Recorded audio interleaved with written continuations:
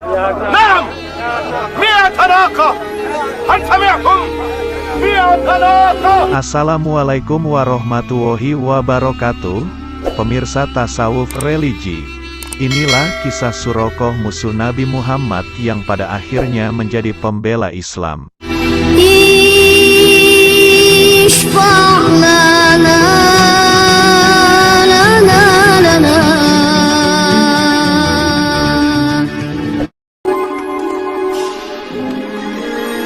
Surakah bin Malik adalah pemuda yang ingin membunuh Nabi Muhammad tapi malah masuk Islam.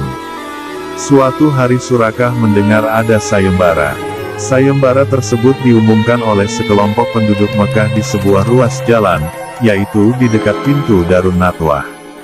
نعم 100 ناقة هل سمعتم 100 ناقة. Isi sayembara itu adalah barang siapa bisa membunuh Nabi Muhammad atau memenggal kepala beliau maka ia diberi imbalan 100 ekor unta.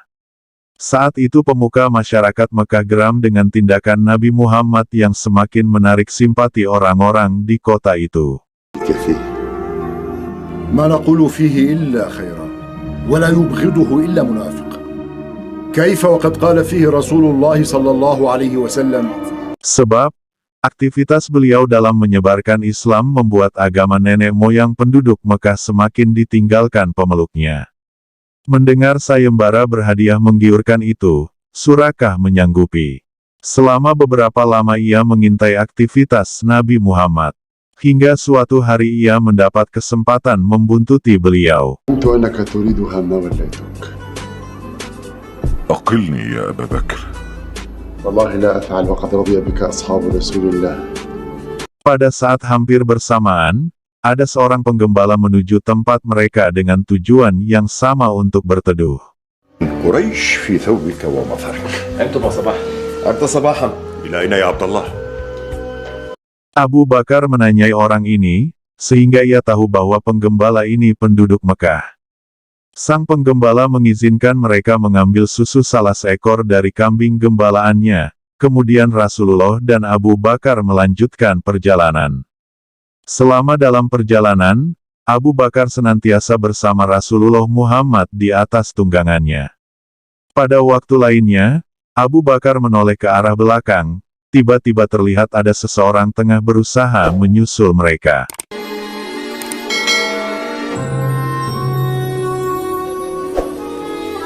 Ternyata, ia adalah Surakoh bin Malik, salah seorang yang ingin memenangkan sayembara dan ingin mendapatkan hadiah yang disediakan oleh orang-orang kafir Quraisy bagi siapa saja yang berhasil menemukannya dan berhasil membawa kembali Rasulullah hidup atau mati.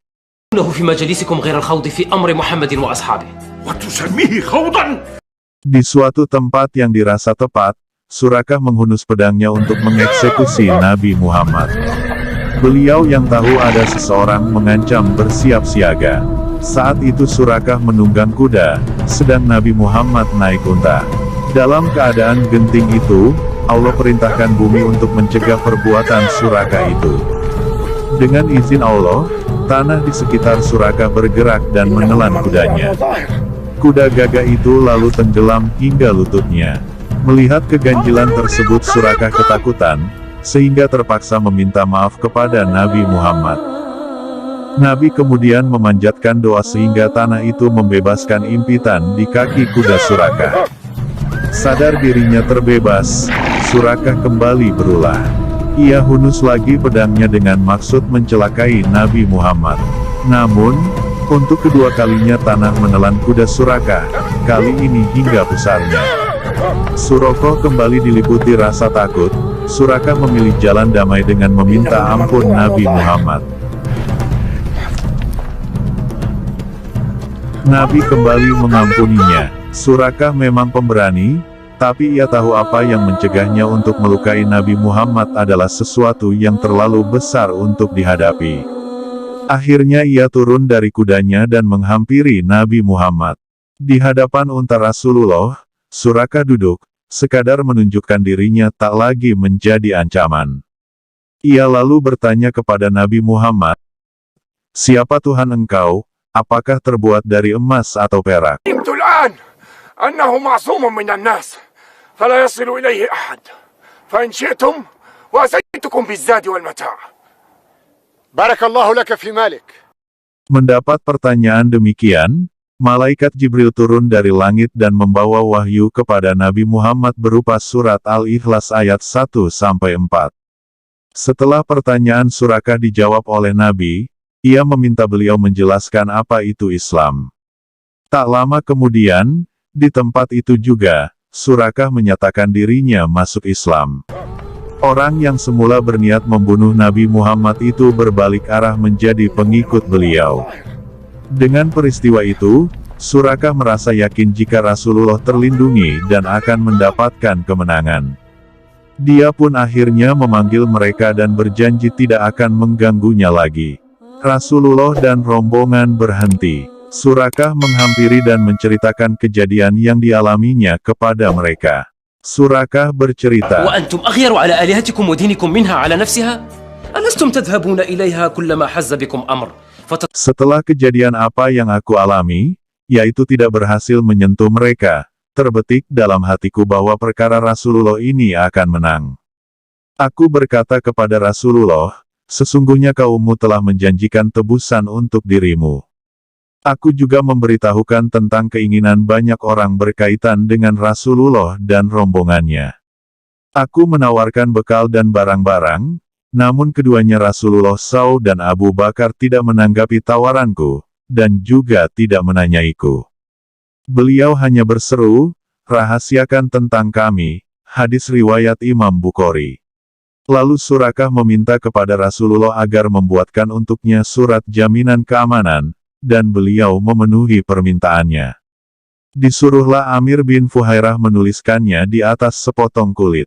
Setelah perjumpaannya dengan Surakah, Rasulullah kembali melanjutkan perjalanan hijrahnya. Selama dalam perjalanan ini Surakah banyak mengalami kejadian luar biasa yang membuktikan kebenaran kenabian beliau. Surakah akhirnya kembali ke kota Makkah, kembali kepada Abu Lahab dan kaumnya yang mengadakan sayembara. Dia mengatakan kepada Abu Jahal dan kafir Quraisy di sana, untuk berhenti mencari Nabi dan mengganggunya. Saya seorang pemuda ahli mencari jejak dan perkasa, saya tidak bisa mengalahkan Muhammad padahal saya memiliki kesempatan untuk membunuhnya. Sampai akhirnya saya mengalah kepada Muhammad. Ucap Surakah kepada Abu Lahab dan kaumnya. Sampai akhirnya, Surakah dicap sebagai pengecut dan dia tetap menjaga kerahasiaannya tentang dirinya yang mulai condong dan membela Islam.